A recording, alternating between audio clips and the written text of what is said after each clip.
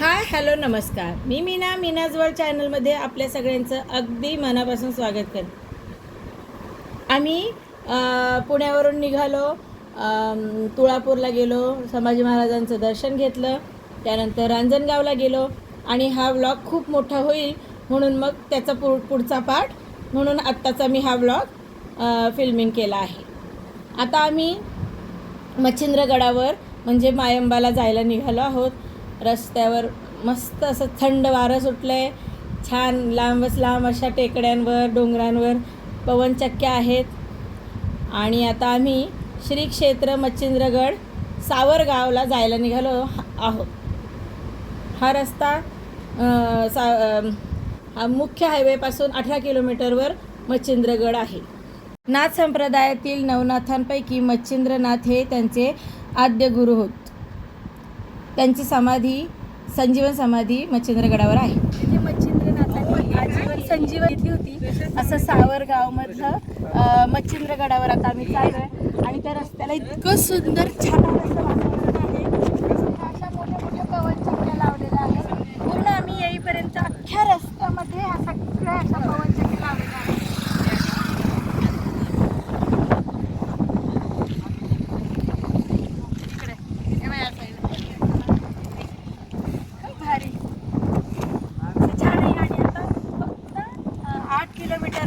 सावरगाव आहे मच्छिंद्रनाथांचं संजीवन समाधीचं.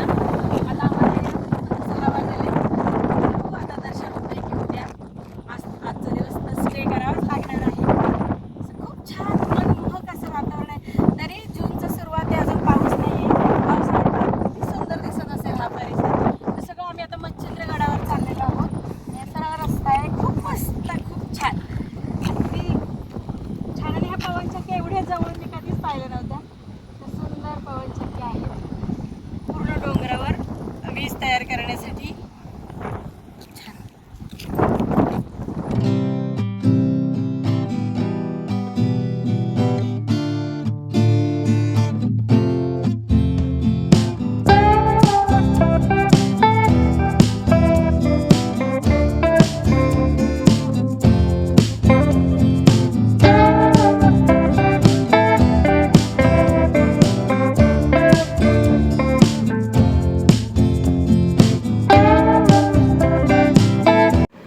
मच्छिंद्रनाथगड हे बीड जिल्ह्यातील जागृत दैवत स्थान आहे. येथे श्री मच्छिंद्रनाथ यांची संजीवन समाधी आहे. हे संजीवन समाधी मंदिर आहे. श्री क्षेत्र मायंबा, जिल्हा बीड, महाराष्ट्र येथे स्थित आहे.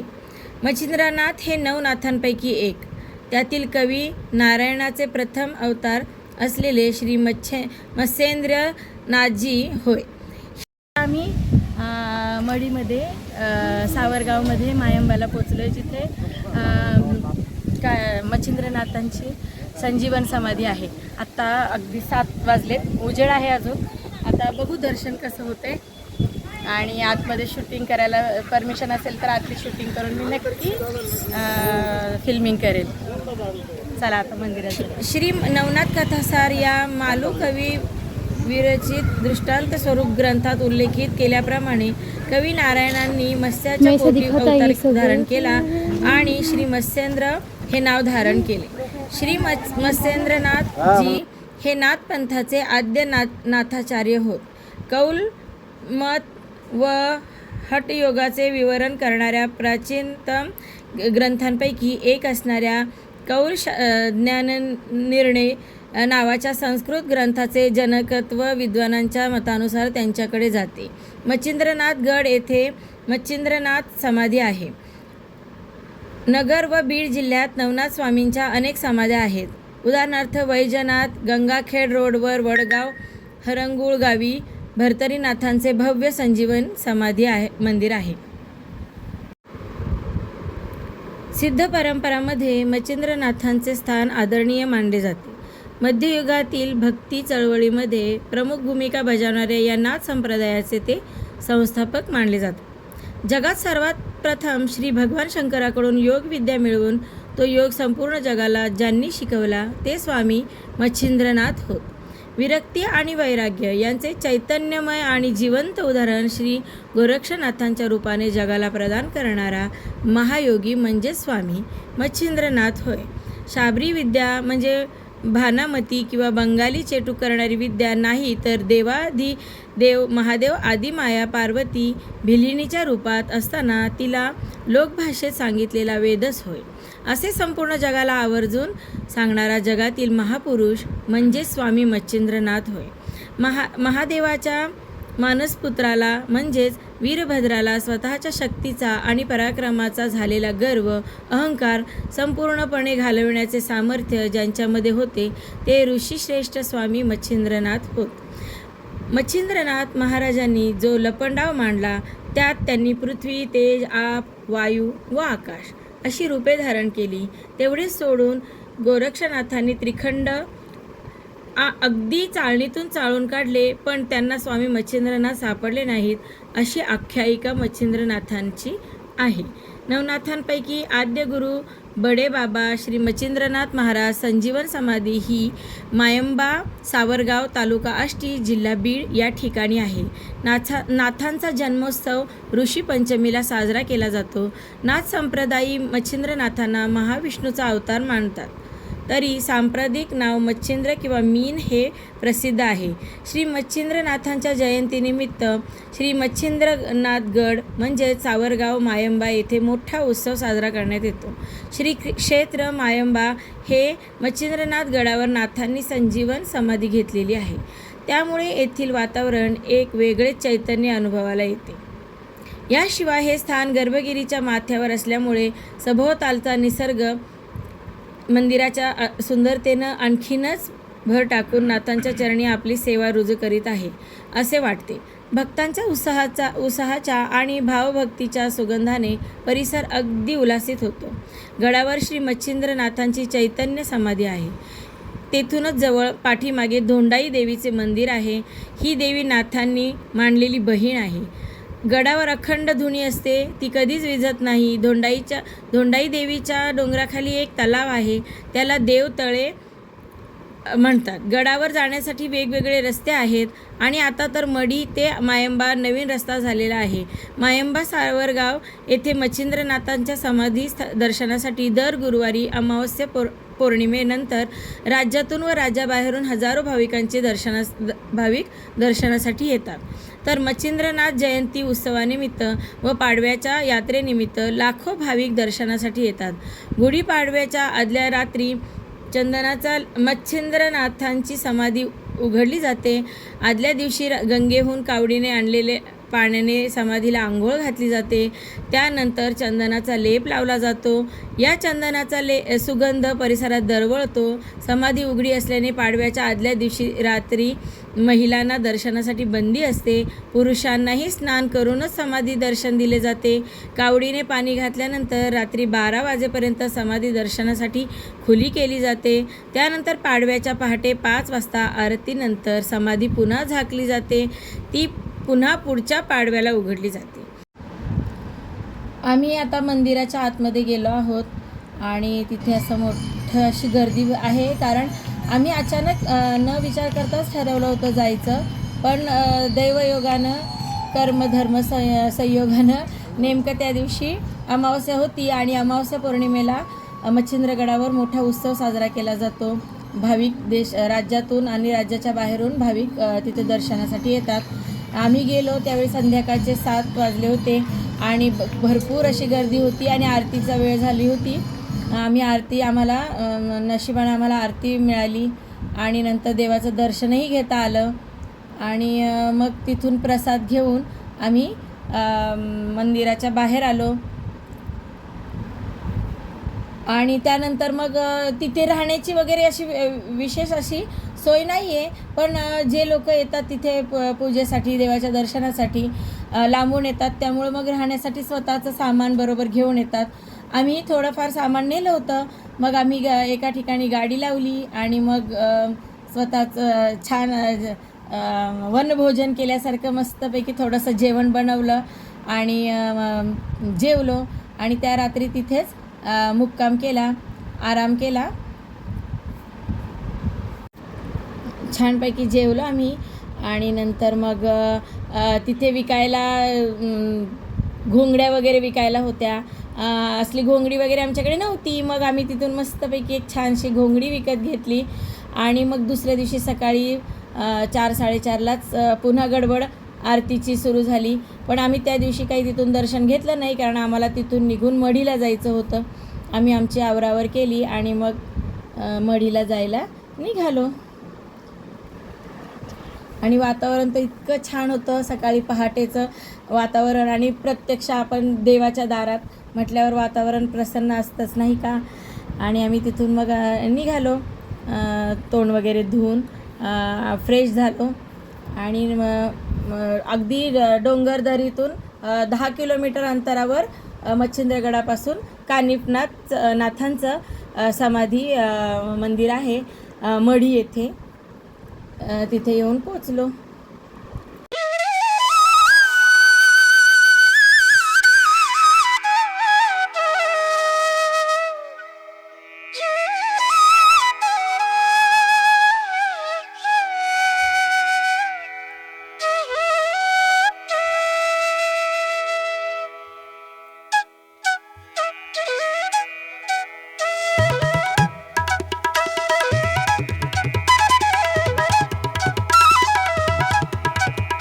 गोरक्ष जालिंदर चर्पटाश्च अडबंग कानिप मच्छिंद्र आद्या चौरंगी रेवाणक भर्तहरी संज्ञां भूम्यां बभूर्व नवनाथ सिद्धा. चॅनलमध्ये आपल्या सगळ्यांचं अगदी मनापासून स्वागत करते. काल आम्ही सावरगावला गेलो होतो, जिथे मच्छिंद्रनाथांची संजीवन समाधी आहे.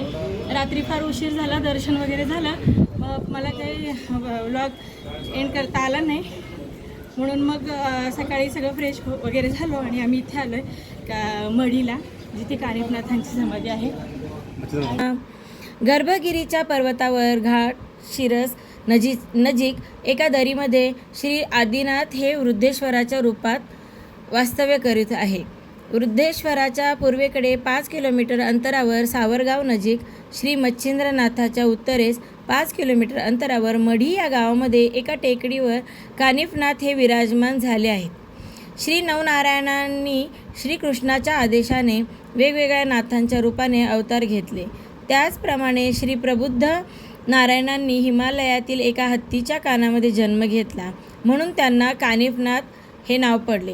कानिफनाथांनी प्रदीर्घ काळ नाथ संप्रदायाचे काम केले, धर्माचे संस्कृतीचे संरक्षण केले. नाथ पंथाचे कार्य करीत करीत हिमालयाकडून दक्षिणेकडे आले आणि त्यांनी नगर जिल्ह्यातील मढी या गावी फाल्गुन वद्य रंगपंचमीच्या दिवशी संजीवन समाधी घेतली.